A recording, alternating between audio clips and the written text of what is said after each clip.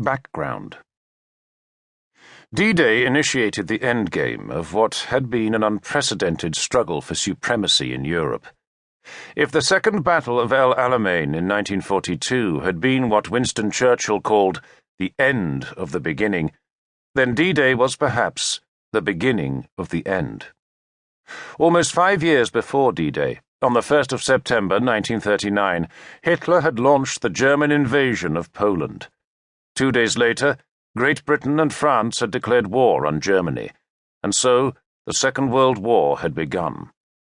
While German forces then struck Poland from the west, from the 17th of September, forces of the Soviet Union attacked from the east.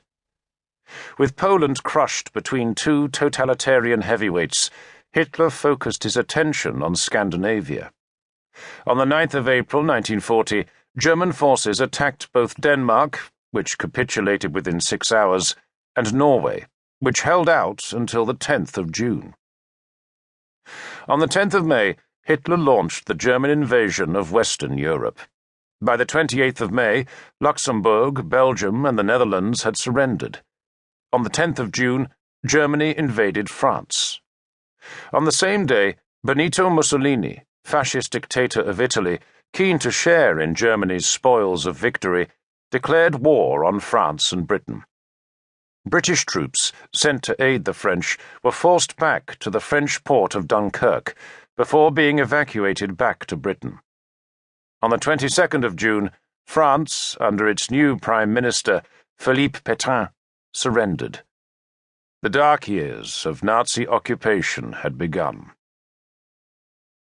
During the summer of 1940, the Battle of Britain raged above the skies of southern England as the RAF saved Britain from the German Luftwaffe, while soon after, Britain endured the Blitz, the aerial bombardment of its cities. In 1941, the German juggernaut continued on its course of destruction. Greece fell, as did Yugoslavia. Then, on the 22nd of June, Hitler launched the invasion of the Soviet Union, opening up the Eastern Front, which, over the coming 4 years, would see the most brutal fighting perhaps ever seen. The war became truly global when, on the 7th of December 1941, Japan attacked the American fleet anchored at Pearl Harbor on the Hawaiian island of Oahu. 4 days later, Hitler and Mussolini declared war on the USA.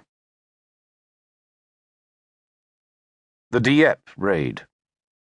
In August 1942, Winston Churchill, Britain's wartime Prime Minister, flew to Moscow and there met for the first time the Soviet leader, Joseph Stalin.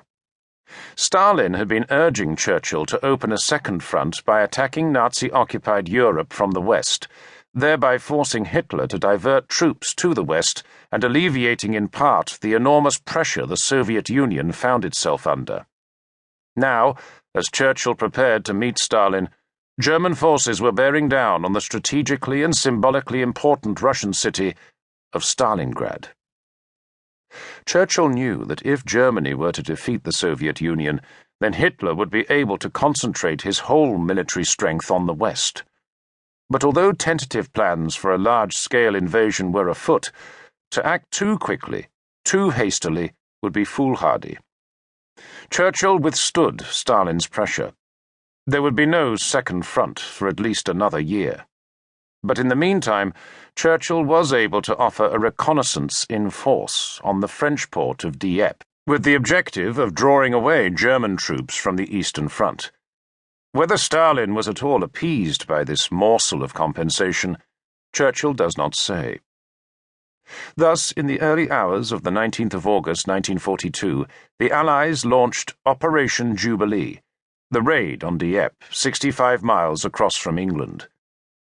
252 ships crossed the Channel in a 5-pronged attack.